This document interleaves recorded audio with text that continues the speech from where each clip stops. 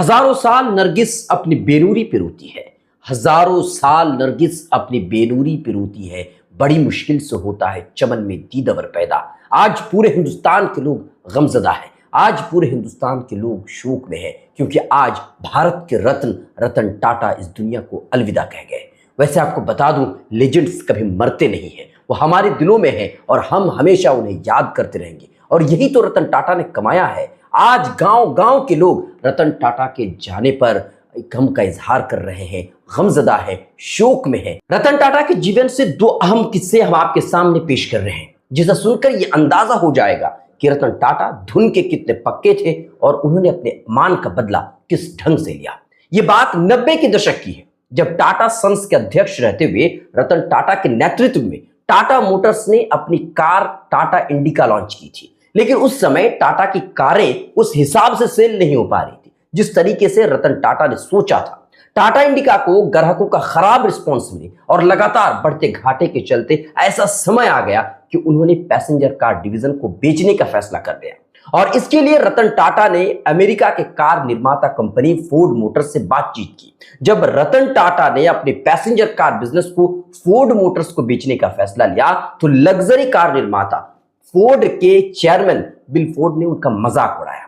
Ford ने अपमान करते हुए कहा कि तुम कुछ नहीं जानते हो, आखिर तुमने पैसेंजर कार डिवीजन शुरू ही क्यों किया।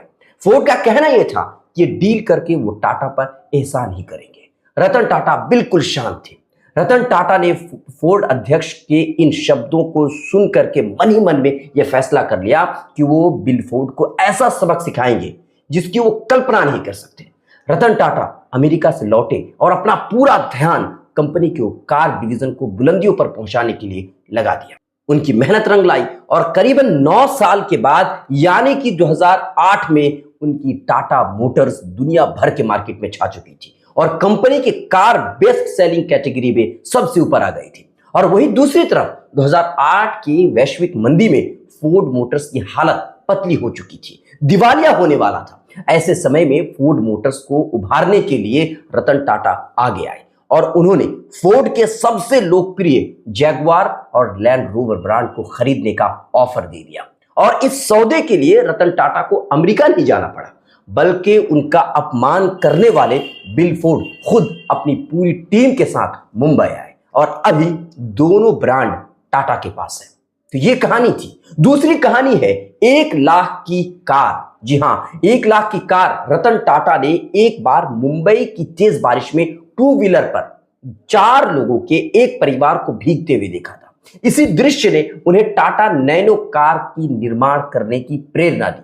उनको लगा कि 1 लाख में अगर कार आ जाएगी तो गरीब से गरीब तबके के पास कार होगा। रतन टाटा ने इंजीनियर को बुलाया और कहा कि 1 लाख में कार तैयार करो। साल 2008 में मिडिल क्लास को ध्यान में रखते हुए टाटा नैनो लॉन्च की गई।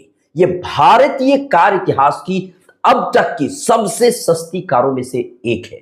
हालांकि लोगों ने ठुकरा दिया, लोगों को यह कार पसंद नहीं आई और साल 2020 में इसका प्रोडक्शन बंद करना पड़ा। तो ये थे रतन टाटा।